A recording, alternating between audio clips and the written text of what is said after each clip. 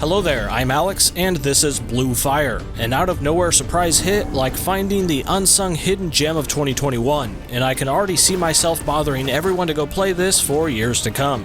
In other words, I really like this darn video game. Now, comparing games to other games is done to death, but Blue Fire wears its inspiration on its sleeves, directly giving fans of Hollow Knight and The Legend of Zelda the action-adventure hardcore platformer mashup that they didn't even know they needed. It's kinda like a green tunic-wearing jar of peanut butter hooking up with a monochromatic mask-wearing piece of chocolate. It's true, these two combine deliciously. Blue Fire can be somewhat rough around the edges at times, with some jank and visuals that range from gorgeous to 1999. It is from a very small team, keep in mind. However, it more than makes up for that with sheer creativity and tons of gamer heart poured into it. This is a dev team that you can tangibly tell had massive ambition and tons of passion behind this project, but may not have had the most gigantic budget to work with. For example, something I found strangely interesting, let me now spend over an entire minute talking about intriguing inaccessible doors. Just stick with me on this one. In many games from the dawn of 3D environments, there have been doors that are there only for decoration, and you will never open them since there is actually nothing behind them. Same applies here in Blue Fire, but in this opening castle region, most all of these unopenable doors actually reference exact locations that hypothetically would be behind them. This shows that the level designer cared so much that the floor plan of this castle was all planned out in their brain, regardless of if the player could explore all of it or not. This is what I meant by ambition and passion that is such a meaningless detail in the grand scheme of the game, but a detail that still exists for those who would appreciate it.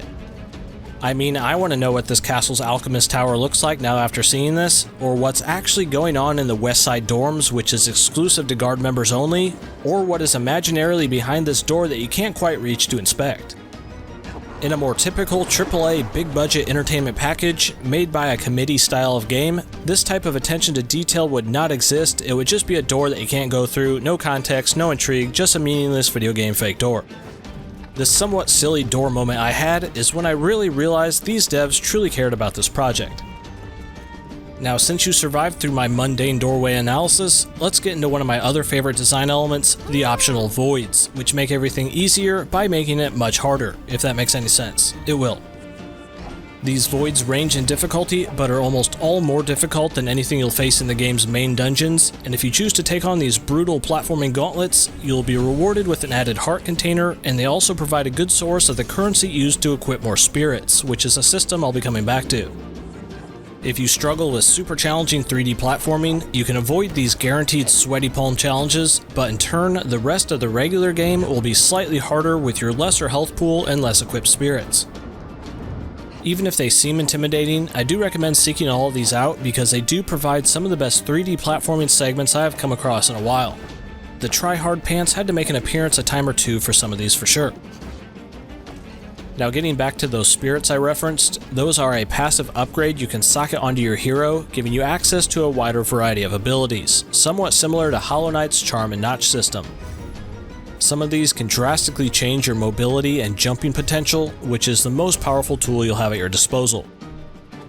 Blue Fire has just that right amount of loose platforming rules, which allows you to solve puzzles or navigate to areas in ways that you think were maybe not intended. Or perhaps that's what the devs wanted you to think, as they allowed for that more unorthodox route as well, rewarding those for thinking outside of the box and creatively using the movement mechanics. This all makes for a massive speedrunning skill ceiling that is almost guaranteed to be a hit in that community, and I'm eager to see all the crazy skips people can come up with. I feel like I found a few of my own.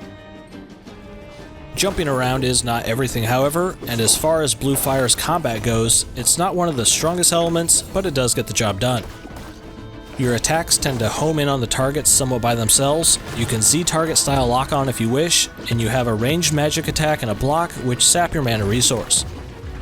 The boss fights in the first few dungeons were decent, somewhat simple, but the later game bosses did get quite a bit better with more dynamic things to test your skills.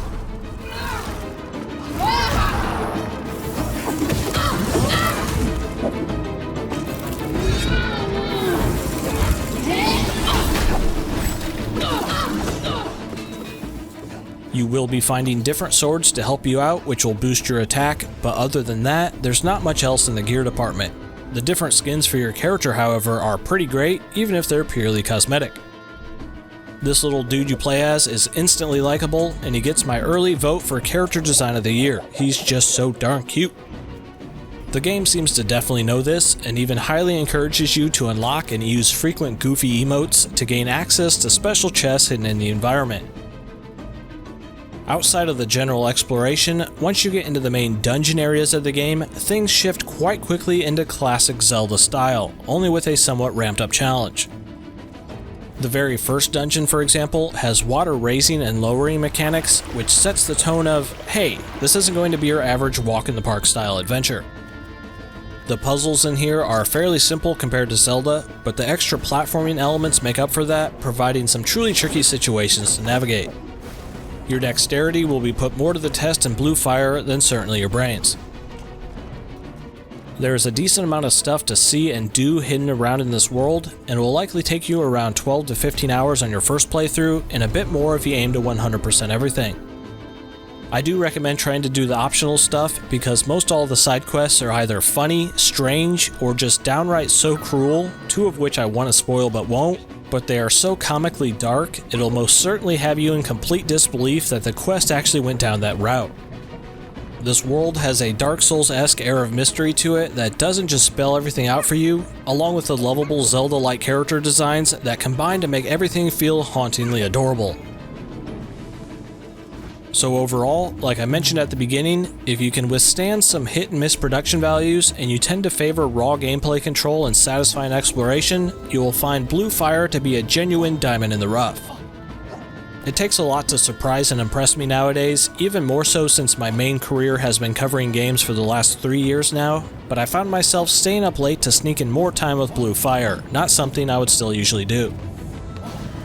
For right now, this is only on PC and Nintendo Switch for $20, but it is planned to come to PlayStation and Xbox eventually. I can only speak on the PC version's performance, but from my time with it, I think Blue Fire is well worth getting if you enjoy good old-fashioned video gamey style of games. We really didn't get too many games like this last year, so this felt super refreshing for me.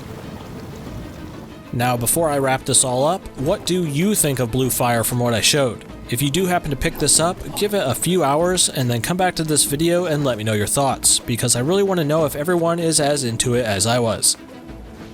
If you enjoyed the style of today's video and tolerated my somewhat boring voice, hey, consider sticking around on the channel, that's what I do here.